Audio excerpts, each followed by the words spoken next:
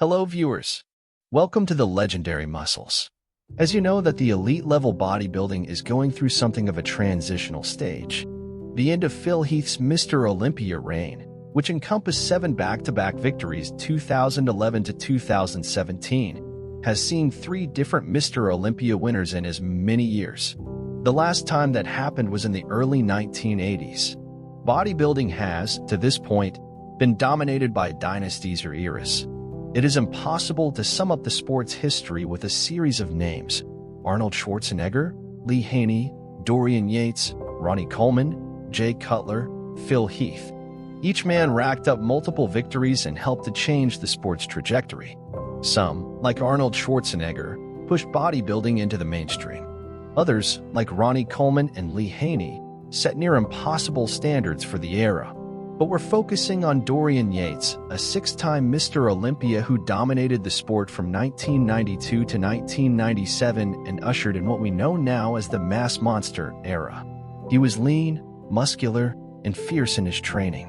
Yates's active career was defined by a self-professed, monkish existence dedicated to being the biggest, most muscular man on the planet. For those 6 glorious years, the Shadow achieved just that. His combination of size and conditioning was never seen before, and it an astonishing sight. As a 6-time Mr. Olympia, Yates arguably did more to shape bodybuilding as a sport than any of his contemporaries. It is unsurprising then that he is still held in such high regard by fans. Yates changed the way people trained. Arthur Jones was the creator of the Nautilus machines and the high-intensity training HIIT protocol. As a quick reminder, HIIT training is defined simply as an intense effort over a short period of time.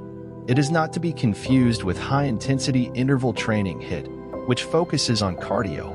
HIIT pushes the trainee beyond their limits over a small number of sets.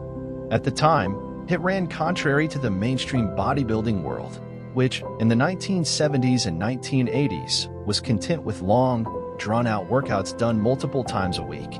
Jones had supporters in the 1970s and 1980s, including Mike Minzer, the man who Arnold controversially defeated at the 1980 Mr. Olympia. Mike was Jones' most famous adherent. When he retired from competitive bodybuilding in 1980, it looked like HIIT would disappear from bodybuilding. While it stuck around, thanks to people like bodybuilder and exercise researcher Ellington Darden, it was no longer in vogue. That is until Yates began tweaking it. Owing to his voluminous appetite for bodybuilding literature, Yates read the work of Minzer and Jones early on in his career. Before his first Olympia victory in 1992, he began to adopt HIIT principles and trained with Mike Minzer at Gold's Gym.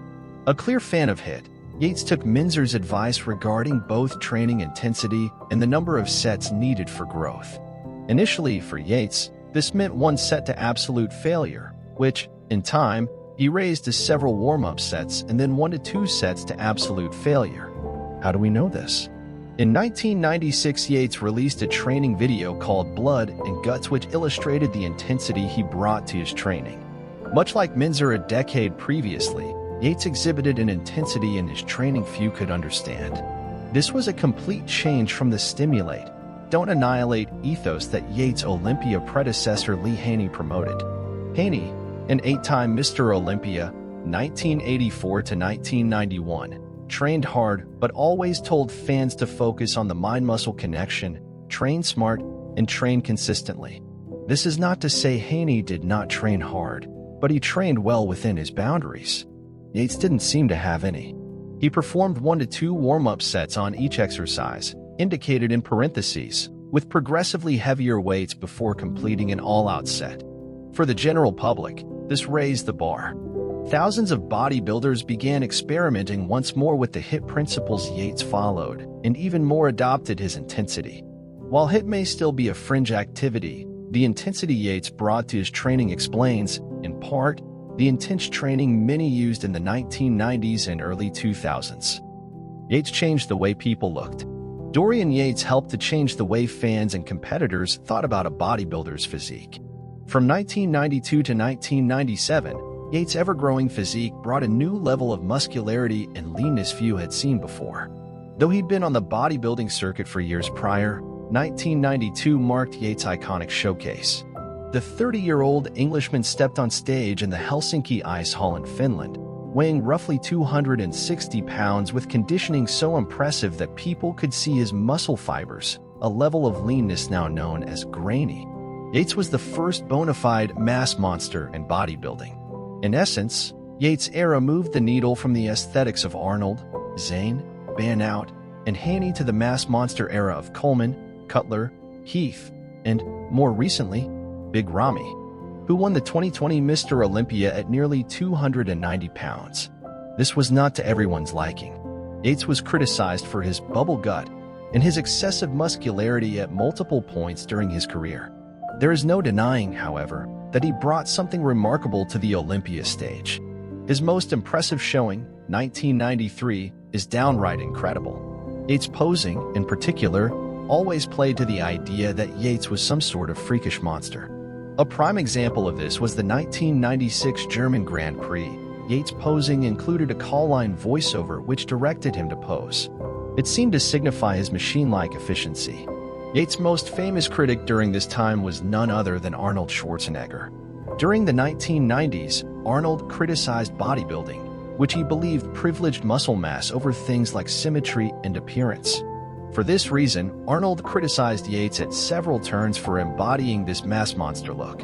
Where one falls on the Yates-Schwarzenegger divide is largely a matter of personal preference and how they came to the sport of bodybuilding. For those who grew up watching Pumping Iron, the mass monster era was ruining the sport. For later fans, Yates represented an evolution. Regardless of these debates, which still continue in bodybuilding circles, there is no denying Yates' pivotal role in this. Yates' muscularity and leanness raised expectations of what a champion bodybuilder looked like. Yates changed where people trained. Here's a quick history lesson. Before Dorian Yates, there were 8 Mr. Olympia winners. They hailed from different countries ranging from Cuba, Sergio Oliva, to Lebanon, Samir Banout, but they shared one defining similarity. They were all based in the United States. More than that, the majority lived and trained on the West Coast. Since the 1960s, the West Coast, specifically California, had been a hotbed of bodybuilding activity. It was home to Muscle Beach, Gold's Gym, and, after 1977, the location synonymous with the cult classic film Pumping Iron. For economically minded bodybuilders, it was also the headquarters of Joe and Ben Weider, the men responsible for creating the Mr. Olympia. While the Weiders did not control who was crowned Mr. Olympia, they were the sport's kingmakers. If bodybuilders wanted to make money during the 1990s, they needed to work for the Weiders. If Joe liked you, it meant magazine covers, supplement deals, and paid appearances. California and America offered elite training partners the chance to train at the sports mecca and money. Dorian worked for Weider and appeared in his magazines on multiple occasions. He did not, however, stay in America. Instead, Dorian trained in the Temple Gym in Birmingham, a gym he founded in England in 1986. Yates' Temple Gym, shown above, was the definition of a dungeon gym. It was not glamorous. It was a place where the serious bodybuilder trained.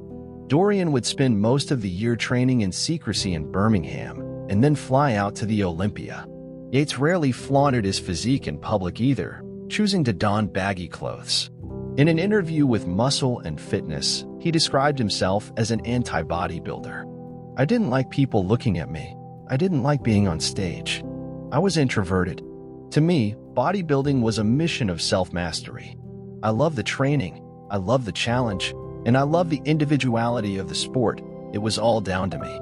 It was for this reason that the late bodybuilding journalist Peter McGough nicknamed Yates The Shadow.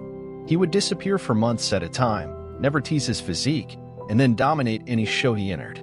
Yates made it clear that you didn't have to be in America to become the biggest name in bodybuilding. In this sense, Yates was a precursor to the latest wave of bodybuilders who train outside the United States. The most sensational example is, of course, Brandon Curry. Winner of the 2019 Mr. Olympia, Curry spent most of that year at the Oxygen Gym in Kuwait. Curry, in more ways than one, was following Yates' example. Wrapping up, Yates was and continues to be a controversial figure in bodybuilding. He refused to train the way most people trained, and he refused to look the way most people looked. His headstrong nature and monkish discipline underpinned his success. Yates moved bodybuilding into the age of the mass monster. No subsequent Olympia has evolved the sport in the same way. If you find this video helpful, give it a like. Kindly share the video and subscribe to this channel for more interesting content in the future. Stay hydrated and stay motivated. We will be back to you soon.